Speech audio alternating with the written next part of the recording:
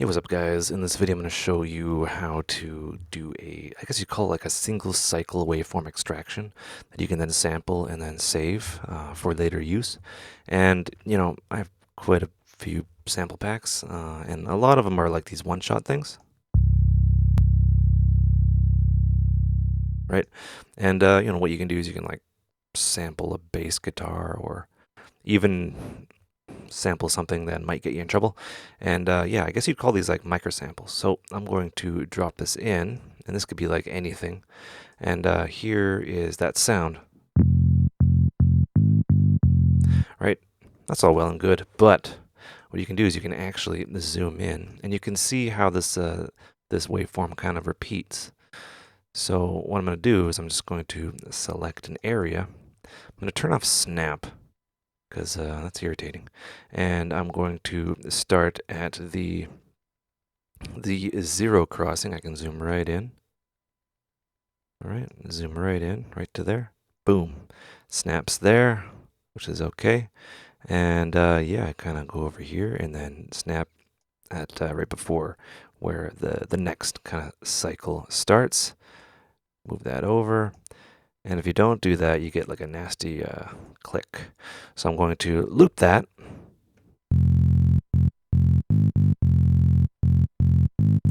Right, and there you have a kind of a micro sample there. You right click, you can crop, right?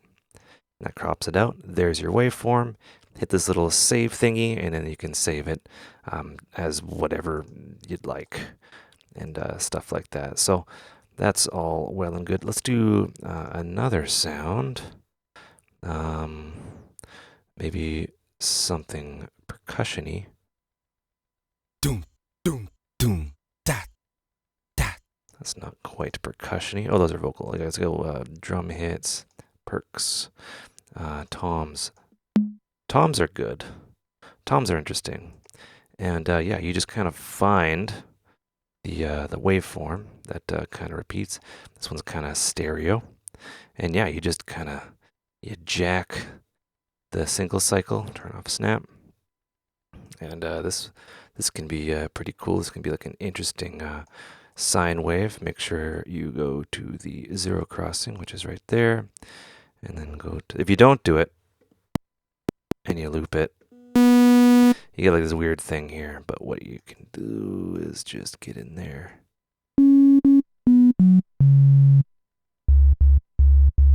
Right, so you get like a bass line with like a lot of harmonics and stuff like that. That might not be the best example, but it's just another example.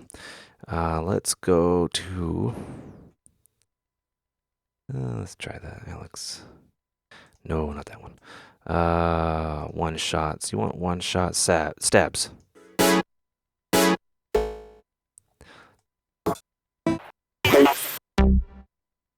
Okay. This one is one that you typically might find. So you're like, okay, what's going on here? This is more of like an FME sort of thing. But yeah, so find the pattern in the noise. And I think I found it. So I'll go to this one right here, get the beginning of that duty cycle. Select this area here. And where are we at here? So yeah, it goes to like this one. Maybe we'll give that a try. Just make sure it's at the zero crossing. Make sure it's looped.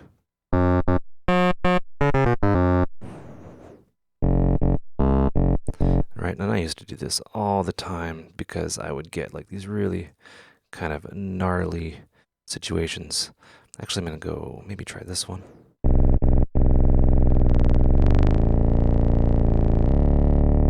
Nah, I'm gonna go back to where I was.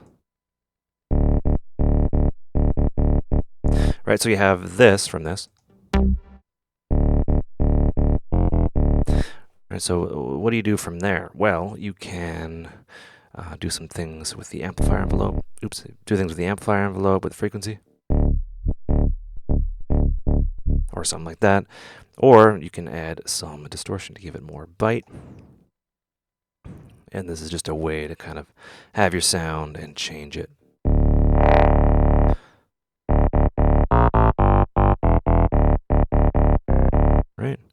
That is pretty interesting. And then you just kind of, EQ it. That's not an EQ. Oops. Get out of there. Where's the EQ? Pro Q2. Still rusty.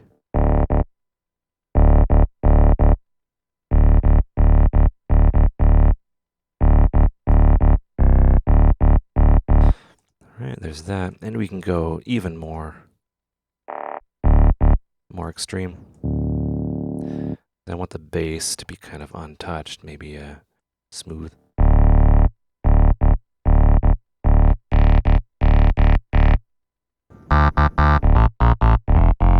Right, that's just an example of what you can do. And that, I guess, you call that like microsampling. I'd call it microsampling. And yeah. What else? That's basically it. You just hunt for the stab. Maybe I should have like used this one right here because there's a little bit of peaking there, but it adds to the sound anyway. Hope you guys enjoyed. Hope you learned stuff. Take care and have a good one.